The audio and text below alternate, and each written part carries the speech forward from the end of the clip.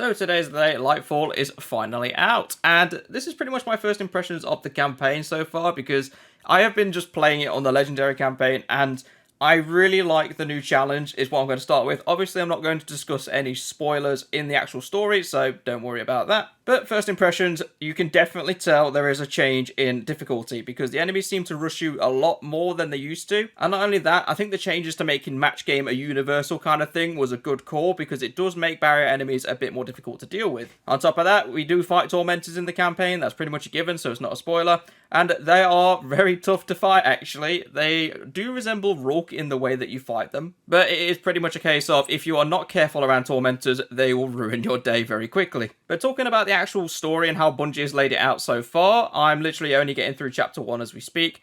The storytelling is a bit hit and miss at times, I think, so it is enough to keep you wanting more, but one of the big grievances that me and a couple of friends have when it comes to actually dealing with the story content is that it seems to be a little bit of unnecessary running between, which, what I mean by that is you are running between 3 different NPCs and they're spaced out for seemingly no reason, so I'm not sure why Bungie made that call. Not only that, I'm also going to talk about Strand very briefly and how it's like starting to creep in. Obviously, I expect we'll unlock Strand completely by the end of the campaign, but just going through the first chapter where you get in drips and drabs, I don't like this system when it comes to subclasses, because you don't get to fully experience exactly what you can do with a subclass. You only get drips and drabs, and when it forces you to use it in a combat situation, when especially on a legendary campaign, it feels like you are just being thrown into danger when you don't want to be. Like, I get that you want to try and build the subclass up, so you're just getting teasers every now and again until you unlock the full thing, but in a legendary campaign, it does make it a bit difficult because you've got a build already set up, ready to go through the legendary side of it, and it's challenging enough doing that.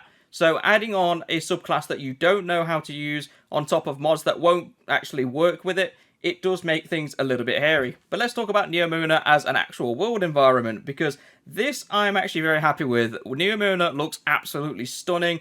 Whoever designed the map, or the team that was behind designing the map, fantastic job once again. But something that's quite nice about the story content mixing it in with Neomuna, you do actually go around the Neomuna map, but you go around it a lot less than what you did when you were doing the Throne World, which is again a really good thing. Because you do dip and dive in between the 2 maps, but you seem to go off on another tangent into a specific story environment, so it's nice that they've got a blend of new areas mixed in with the actual world map. I'm sure we're going to find out loads of secrets about the map as we go on. But as a side note, something that did make me giggle, it is refreshing to see that we actually have some skulls going around and question marks on enemies as well.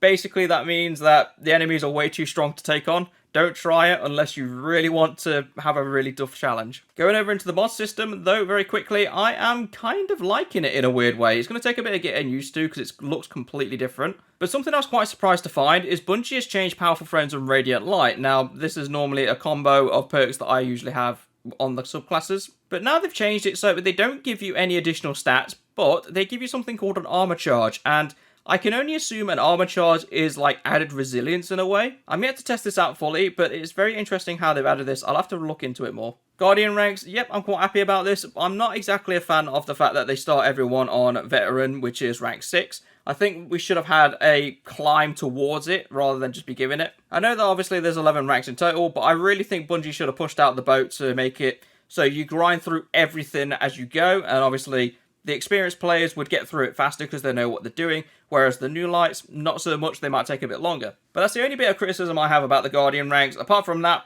it's perfect, because it literally is, as you learn the game, your Guardian rank will go up naturally, and then there are other miscellaneous things that you might have to go out your way to do in order to get that rank up. But that is literally going to be it for this video, because I honestly wanted to get back into the campaign because I'm enjoying it a lot. But if you like the video, remember to leave a like down below and leave a comment telling me what you think of Lightfall so far. I'll do a full review on the campaign on Saturday, so make sure you tune into that. But for now, I shall see you all in the next video.